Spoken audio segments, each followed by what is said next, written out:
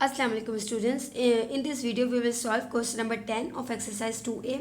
Question number 10 में क्या कह रहे हैं? The image of the origin under a reflection in the line y is equals to x plus 2 is a point A. On a sheet of graph paper, draw the line y is equals to x plus 2 and in the second point find the coordinates of A. तो ये कह रहे हैं कि सबसे पहले एक origin point है, ठीक है। इस ओरिजिन पॉइंट को आपने पहले रिफ्लेक्ट करवाना है along the line y is equals to x plus 2। After reflection जो आपको पॉइंट ऑब्टेन्ड होगा उस पॉइंट को आपने a का लेबल देना है और उस a पॉइंट के कोऑर्डिनेट फाइंड करने हैं। तो पहले पार्ट में आप पहले लाइन को ड्रॉ करेंगे, ठीक है। उस पॉइंट को यानी ओरिजिन पॉइंट को इस लाइन के अकॉर्डिंग रिफ्लेक्ट करवाएंगे।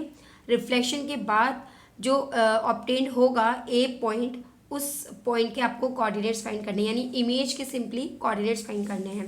तो सबसे पहले मुझे इस लाइन को इस ग्राफ पे प्लॉट करना पड़ेगा। तो आपको पता है कि जब कभी कोई लाइन आपके पास गिवन हो तो आप उसकी प्लॉटिंग ग्राफ पे कैसे करते हो। अच्छा, एक रूल तो इसका ये है, बाय यूजिंग कोऑर्डिनेट्स प्लॉटिंग। इसमें क्या होता है कि रैंडम वैल्यू ऑफ एक्स आप पुट करते चले जाते हैं और उसके रिस्पेक्ट से कॉरस्पॉन्डिंग वैल्यू ऑफ वाई आपको मिलती जाती है। यानी अगर मैं एक्स की वैल्यू यहाँ पे 0 पुट कर रही हूँ तो इसकी रिस्पेक्ट से मैं यहाँ 0 पुट कर दूंगी और y की वैल्यू मेरे पास क्या मिल जाएगी 2।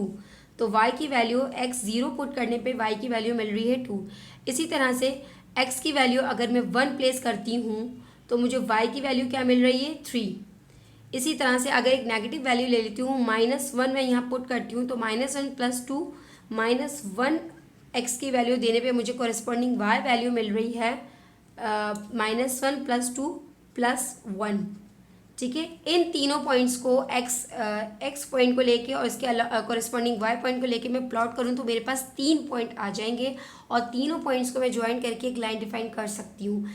वैसे तो किसी भी लाइन को डिफाइन करने के लिए मुझे मिनिमम 2 पॉइंट्स रिक्वायर्ड होते हैं, बट 2 से ज़्यादा पॉइंट अगर मैं ले रही हूँ तो वो एक्यूरेसी लाइन में आ जाएगी, इसलिए वरना 2 पॉइंट से भी फिगर लाइन ड्रॉ हो सकती है। लेकिन ये जो कॉन्सेप्ट था ये था बाय प्लॉटिंग कोऑर्डिनेट्स। अगर आप चाहें तो ये वाला भी अप्लाई कर सकते हैं, बट टाइम के अकॉर्डिंग आपके लिए क्या इफेक्टिव रहेगा by using slope intercept form.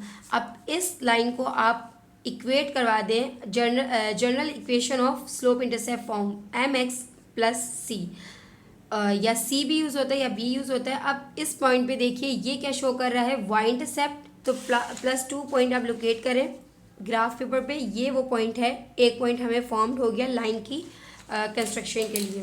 Second point पे आइए। अब यहाँ पे x का कोफिशिएंट क्या है 1, यहाँ पे x का कोफिशिएंट क्या है 1।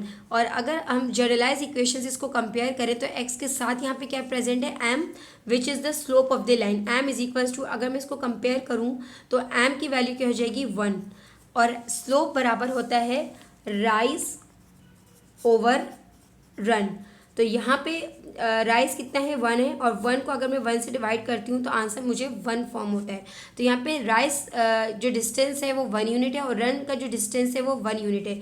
यानी अब आपने जो y इंटरसेप्ट पॉइंट आया था इस पॉइंट से आपने राइज जो मूव करना है वो 1 यूनिट करना है और रन जो मूव करना है वो 1 यूनिट करना है। यानी ये वो पॉइंट हो गया सेकेंड पॉइंट जो लाइन की कंस्ट्रक्शन में हेल्प करेगा, ठीक है।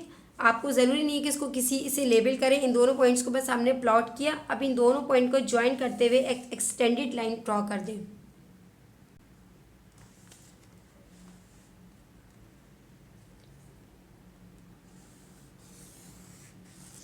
अगर आप इस तरह से नहीं करते हैं, पॉइंट्स को प्लॉट करते हैं, तब भी आपकी लाइन इसी तरह से ही बनेगी, ठीक है। अब आपके पास ये लाइन आ गई और इस लाइन की इक्वेशन क्या है y is equals to x plus 2।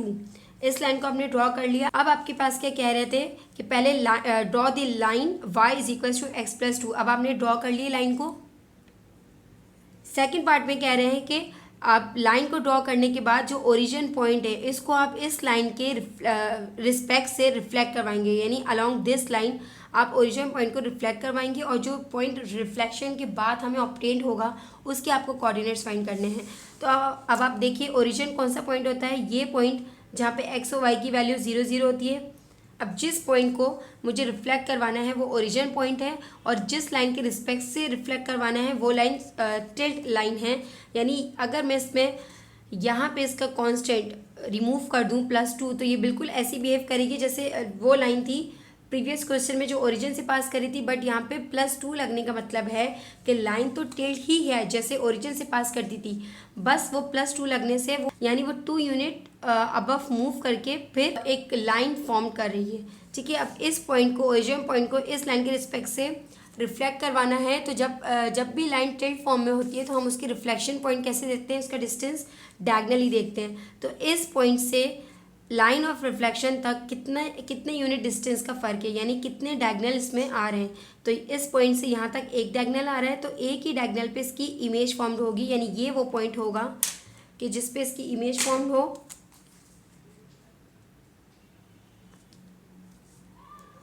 और इस जो इमेज रिफ्लेक्टेड पॉइंट है इसको इन्होंने कहा है कि लेबल करें ए से। तो ये ए पॉइंट हो गया और इस पॉइंट के हमें कोऑर्डिनेट फाइंड करने हैं जो कि है x-2 और y कितना है 2। हमेशा ऑर्डर पेयर्स में पहले x का कोऑर्डिनेट आता है। ऑर्डर पेयर्स में यहाँ कोऑर्डिनेट्स को लिखने के लिए हमेशा पहले x का वैल्यू आती है, फिर y की वैल्यू आती है। ठीक है, इससे कंफ्यूज नहीं होगा। अगर y की वैल्यू पहले लिख दी तो ये आंसर गलत हो जाएगा। तो पहले x की वैल्यू देखेंगे हम, अलॉन्ग x एक्सिस -2 आ रहा है और फिर अलॉन्ग y एक्सिस 2 आ रहा है। ठीक है, ये इसके फाइनल इमेज के कोऑर्डिनेट हो गए। बस यहीं तक आंसर था। a is equal to -2 and 2।